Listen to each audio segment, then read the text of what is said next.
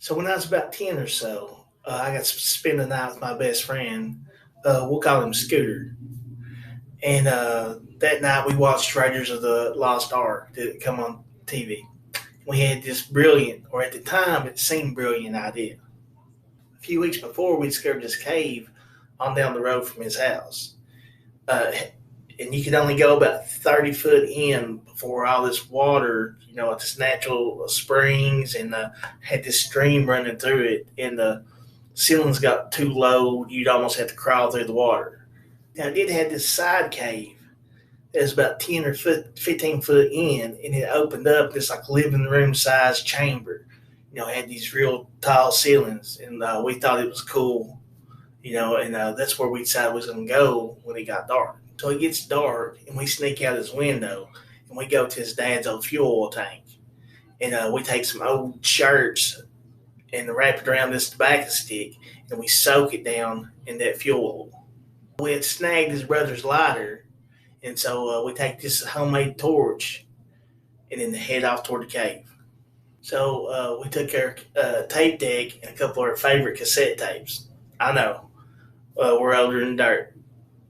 And you're missing out if you never had the joy of a tape deck eating your favorite cassette tape. We get to the cave and we light the torch and we go through this little corridor, and then it opens up. And it was almost like that place was built for us that night.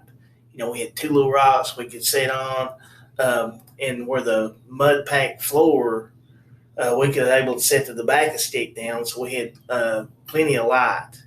We'd also brought along a couple of pops and some moon pies, so we thought we had set for the night because we had music, we had food, and we felt like we was on a big adventure. So in the middle of our good time, all of a sudden the Scooter starts coughing, and I start coughing. See, what they don't show you on all these Indiana Jones shows with these torches is they put out a lot of smoke, like a lot of smoke. And when you've got a confined space, it fills up very quickly. So while we weren't paying attention, the upper areas of the chamber was slowly filling with smoke, and it was coming down. By the time it got about nose level, and then we noticed something was wrong, that's when the tobacco stick burned in half and the torch hit the wet mud. So the torch sizzles out, releasing even more smoke up into the air. And then it gets dark, like beyond dark, because we're around the corner, and also it was dark outside. And so there was no light at all, not even starlight, moonlight, nothing getting to us. And the chamber was full of smoke. So it's pitch black. We're getting choked to death, and we're totally disoriented. We can't tell. We'd only been in that chamber like once or twice and couldn't really tell where the exit was. At that moment, I knew what like a moss and those night bugs feel like when they're blinded by a porch light and they keep on beating their head against. We had to have hit almost every rock in that place. Like we beat ourselves half to death getting out into the fresh air. So on the way back to Scooter's house, it starts raining hard, like really hard.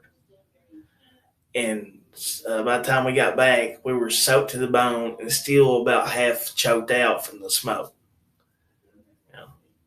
So we change, go to sleep.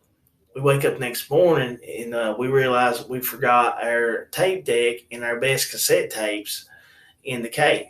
So we snag two of his dad's flashlights because we weren't about to make another torch. That was a hard-earned lesson, but a lesson that we learned. No more torches in caves. Instead of the nice little cave entrance we was used to, it was all mud and rock. So it rained so much that night. What had happened is the cave had caved in. And so if it hadn't been for the torch burning out, we would have still been in there, and we probably would have been trapped in there. So I guess you could say, there was a time that we almost died twice in the same night.